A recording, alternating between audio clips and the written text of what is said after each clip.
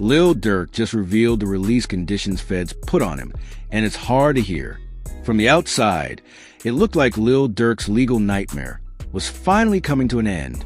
Fans have been holding their breath for months, waiting for any update, any sign that the OTF boss was about to touch freedom again.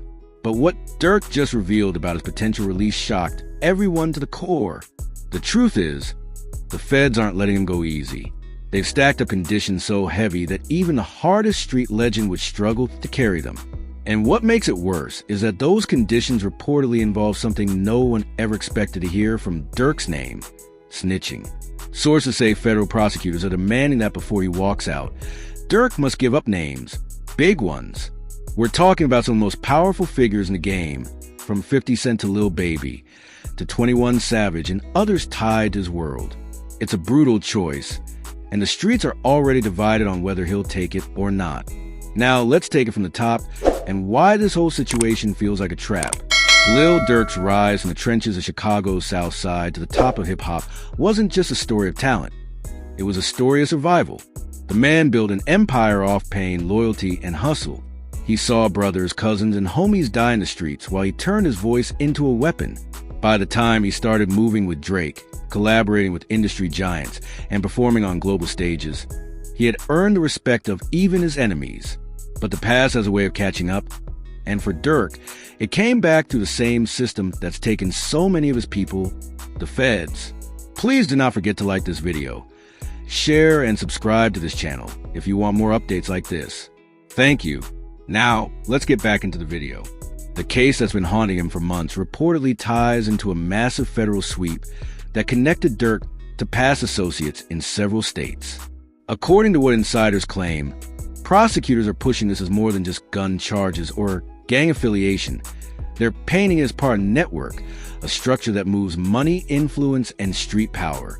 In short, they're trying to turn Durk into the centerpiece of a federal puzzle that could shake the culture itself. And if what's being said is true, the only way out they're offering him is to cooperate. People close to Durk say he's been sitting in silence for weeks, thinking, wrestling with himself. The word snitch is one of the deadliest labels in the culture he comes from. It's more than just a word. It's a death sentence in reputation, loyalty, and legacy. But the feds don't care about street codes. They play chess, not emotions. And from what's being whispered behind the scenes, they've been cornering him, pushing one offer after another. According to one insider, Durk was told he could walk free under conditional release, meaning he'd still be watched, but he could go home to his family, get back to his life, his music, his fans. The only catch? He'd have to assist federal investigations by identifying certain individuals and connections in the industry tied to ongoing investigations. The names that reportedly came up are heavy. 50 Cent, due to some past financial dealings and production partnerships. Lil Baby, because of certain street connections that investigators have been digging into for years. And even 21 Savage, whose immigration and legal battles have kept the feds' attention. Now imagine being in Durk's shoes. You've spent your life fighting your way out of mud, building a code that says you never fold, never point fingers, never betray your brothers. And now, that very code is what stands between you and freedom. Durk reportedly told his team that the situation don't feel right. He said the feds weren't offering him a deal, they were offering him a setup. The problem is, the same prosecutors holding him also have the power to make or break the rest of his career. If he refuses to cooperate, they could delay his release indefinitely. If he agrees, he walks out, but into a storm of betrayal, backlash, and possible danger. Fans online have been losing their minds since rumors of the release conditions leaked.